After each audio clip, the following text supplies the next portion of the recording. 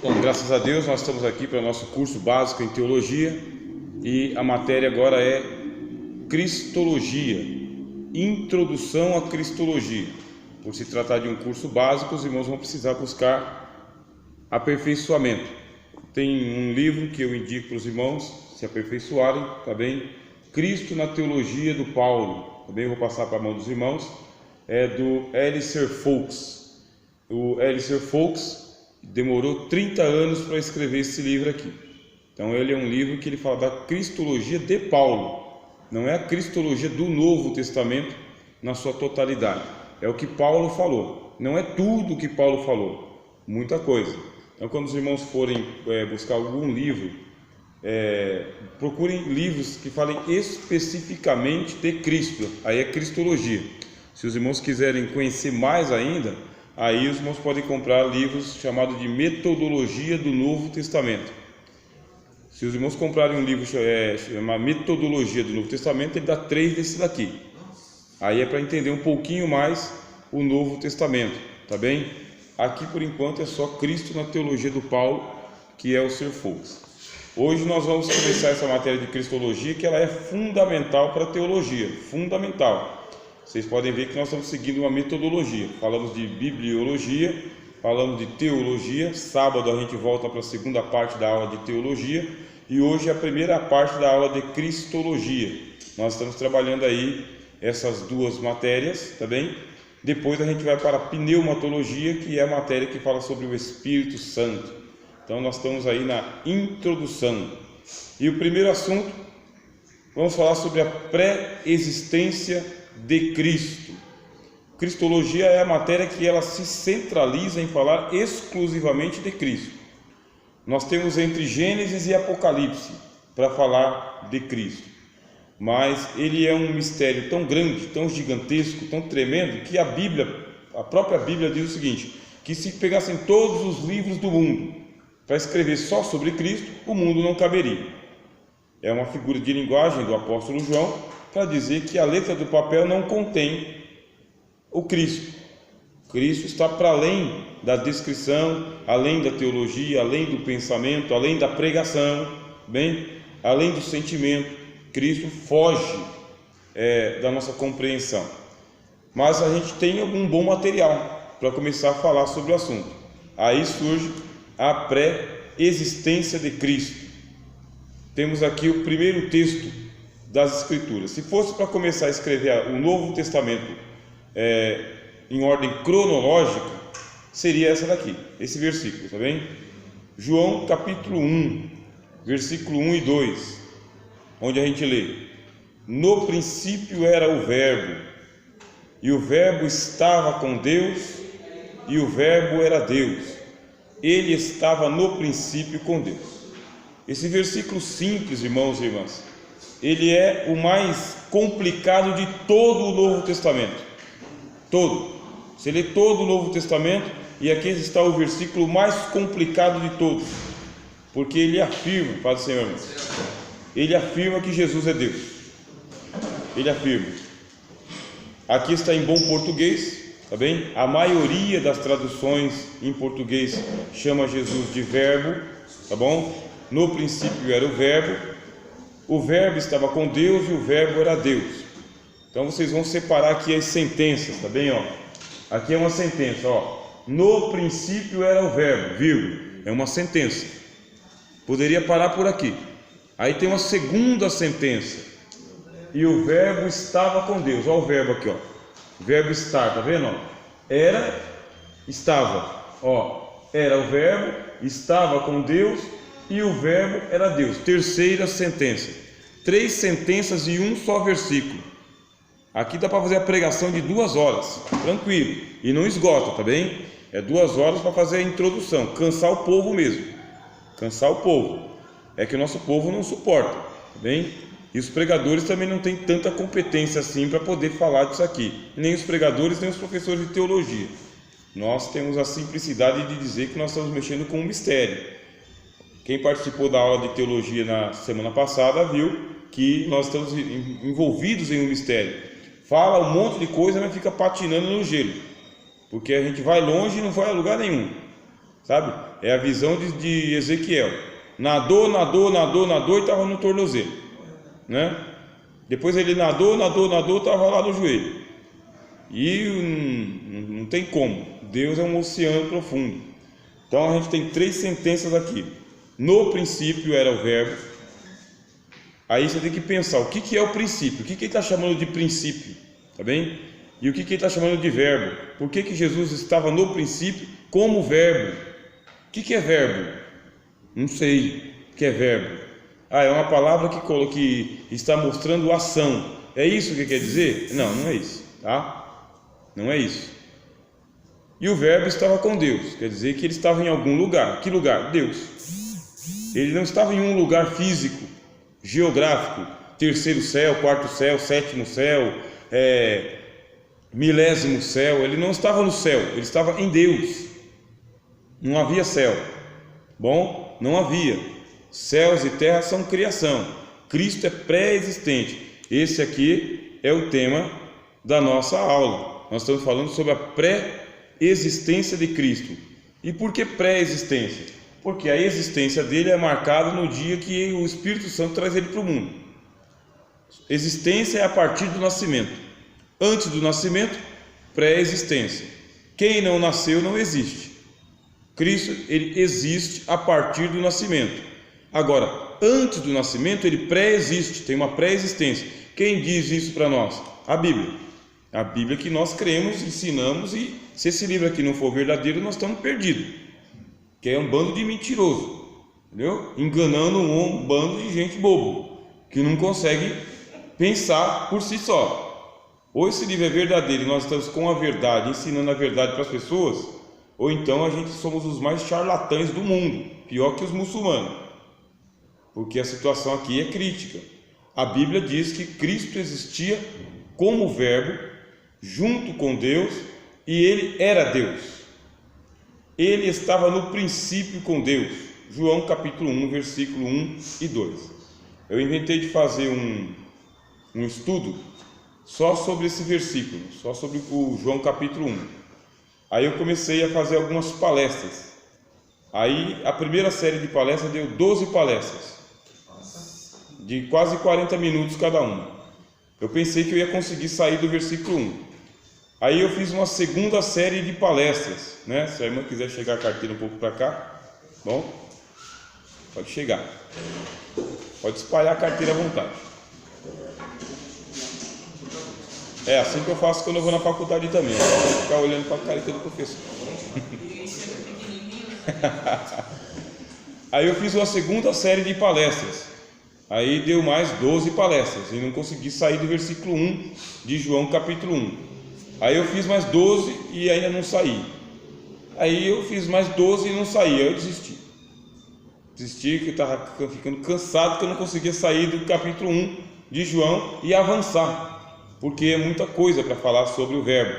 Bem, você pega aqui e ele está escrito em português, e a gente já falou, e eu vou estar sempre falando para os irmãos e as irmãs, isto também, para ficar bem chato mesmo, foi escrito em grego. O Novo Testamento não foi escrito em português. O que você tem na mão é uma tradução, tá bom? E a tradução do grego, tá vendo aqui, ó? Aqui está na língua em que foi escrito, aqui está na língua que foi traduzido. E o que nós temos aqui? Aqui, ó, vermelho e vermelho, tá vendo? Princípio aqui, arqué aqui. Então, na arqué, tá bem? Era o logos. Aqui está escrito logos, ó. Logos. Logos traduziram por verbo. Quem traduziu por verbo? João Ferreira de Almeida. Foi ele que traduziu por verbo, Pai do Senhor. Então está dizendo que na arqué era o logos, tá bem? Era o logos. Aqui por verbo. E diz aqui, e o verbo estava com Deus. Foi assim que João Ferreira de Almeida traduziu. E o verbo estava com Deus. Aqui está dizendo, no princípio era o logos, e o logos estava prostrado em Deus. Bem? Prostrado em Deus. É assim. Só que se o João Ferreira de Almeida traduzisse estava prostrado em Deus, ninguém ia entender, porque a Bíblia foi traduzida para que o leigo leia e entenda sem muita dificuldade. Então os tradutores tomaram esse cuidado. O que é prostrado em Deus? No princípio ele era o Logos, não é o verbo, tá? Porque o Logos não é só o verbo. O Logos ele é mais do que o verbo. Só que eu não tenho uma palavra mais forte, mais poderosa do que verbo. Então traduziu por verbo. Algumas traduções traduzem, no princípio ele era a palavra, tá bem? A palavra. E a palavra estava prostrada em Deus. Prostrada em Deus.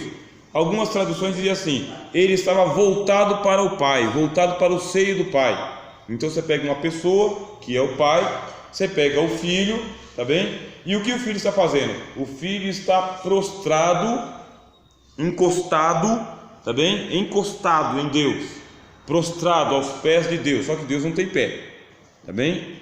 Deus não tem pé, não tem mão, não tem olho, não tem cabeça, não tem ombro, não tem pescoço, não tem cabelo. Deus não viaja. Então o que eu estou falando? Estou usando uma linguagem humana para dizer que Deus enxerga, né? Que Deus sabe, que Deus se movimenta. É uma linguagem humana. A gente chama de linguagem antropomórfica, tá bem?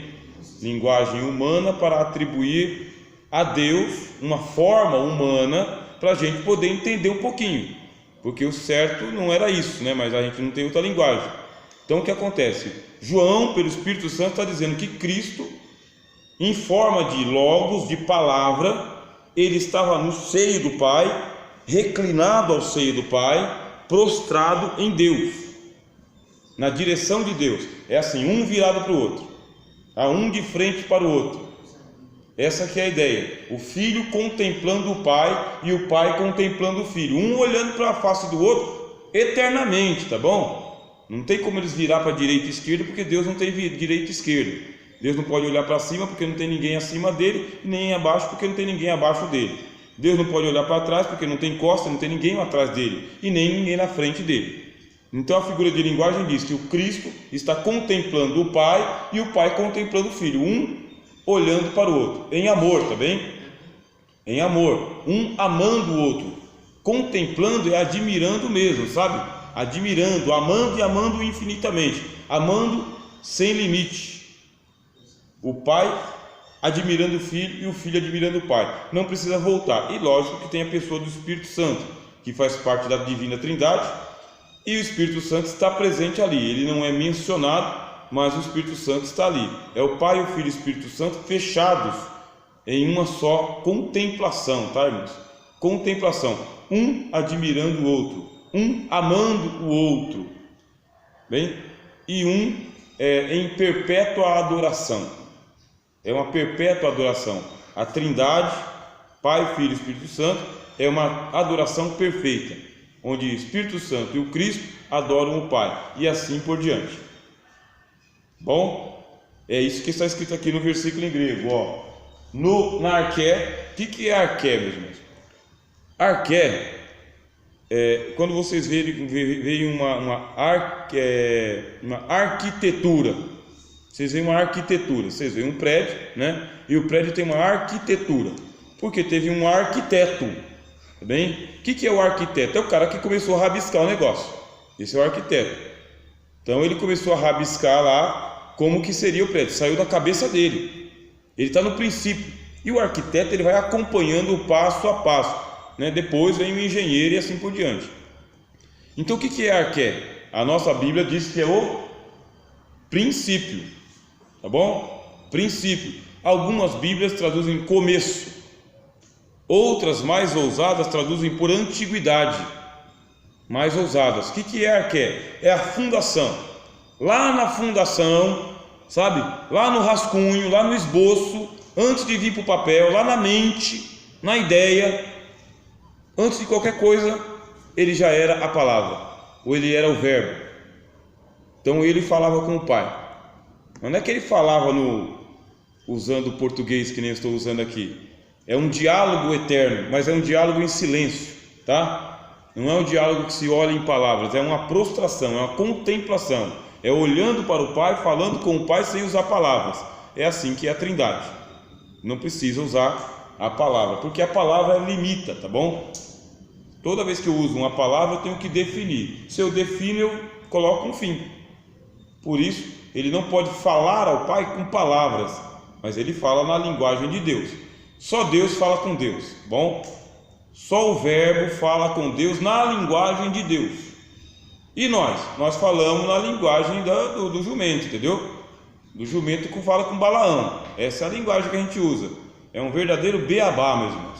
É um beabá. Aqui é um jardim de infância e a gente está todo mundo de gatinha, entendeu? Falando gugu dadá para Deus.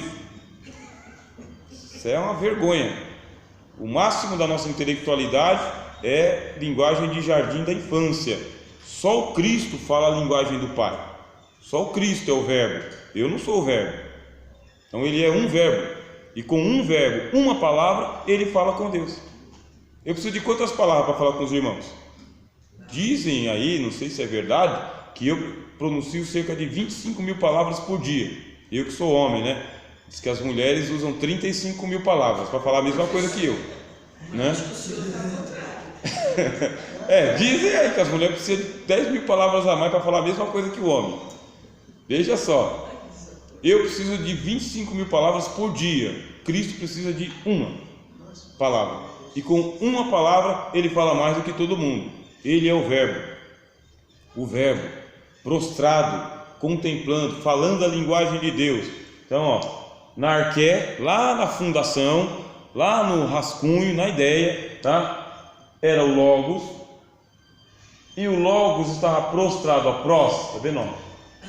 Prostrado em Deus ou para Deus, tá bem?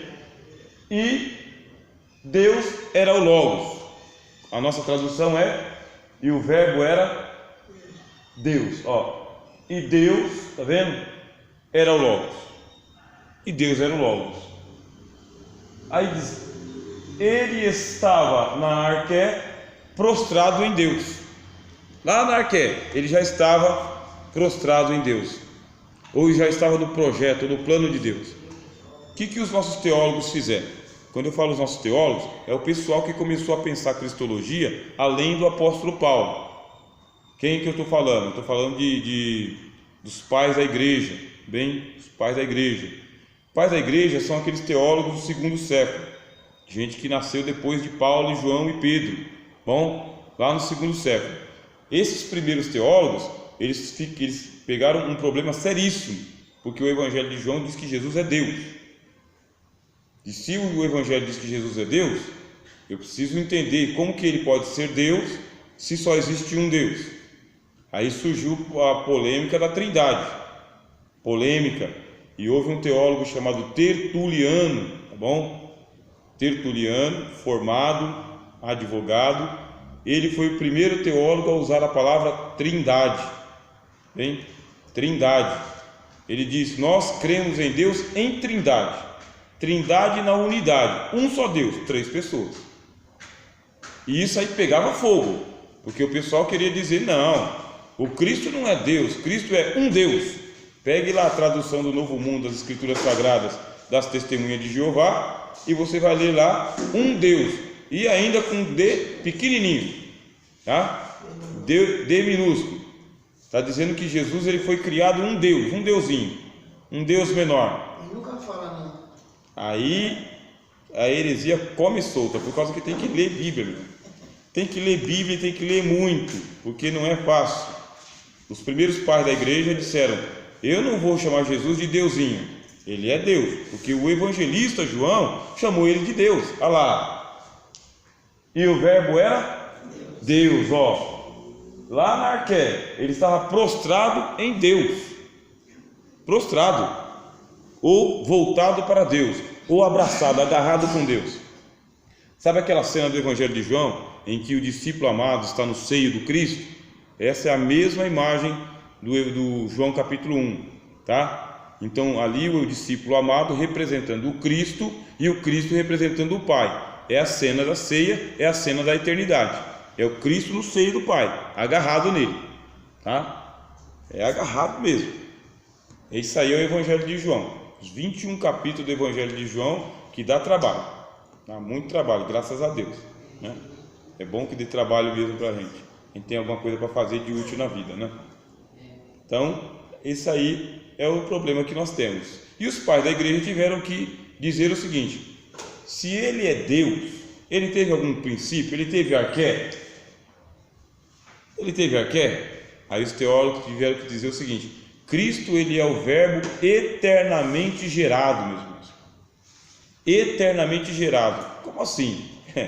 Você pode voltar aí a sua folhinha do tempo quanto você quiser. Ele continua sendo gerado.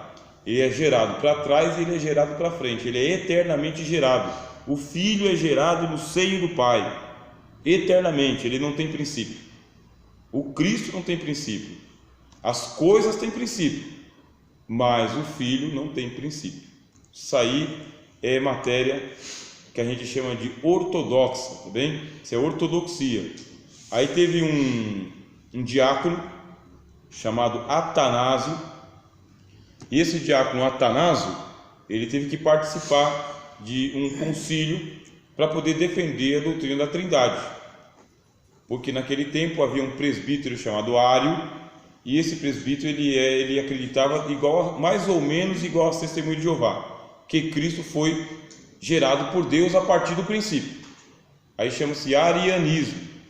Quem não crê na divindade de Cristo é ariano ou arianista. E quem crê na divindade de Cristo é atanasiano ou trinitarianista, que é a grande massa de igrejas do mundo inteiro, são igrejas trinitarianas. Nós confessamos Cristo Deus, Filho de Deus eternamente gerado. O Atanásio, por causa dessa fé, era só o diácono. Você vê a importância do diácono estudar teologia. Ele pegou e ele defendeu diante de todos os bispos arianos. Esse pessoal ariano tinha grana.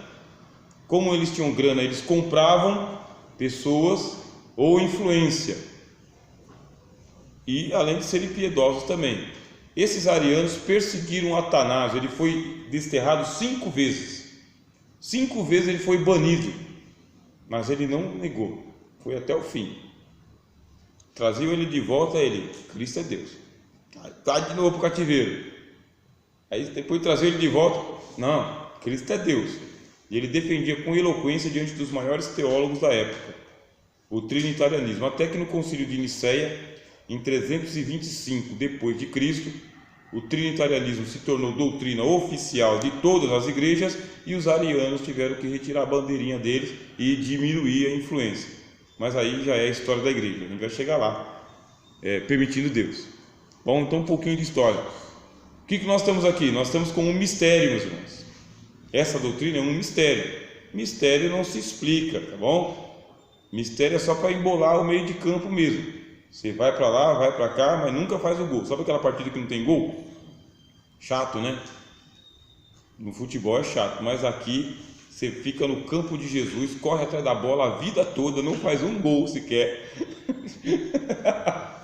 É um barato, meus irmãos. Essa matéria aqui, ela é uma delícia, porque você tem muita coisa e pouca inteligência para poder falar.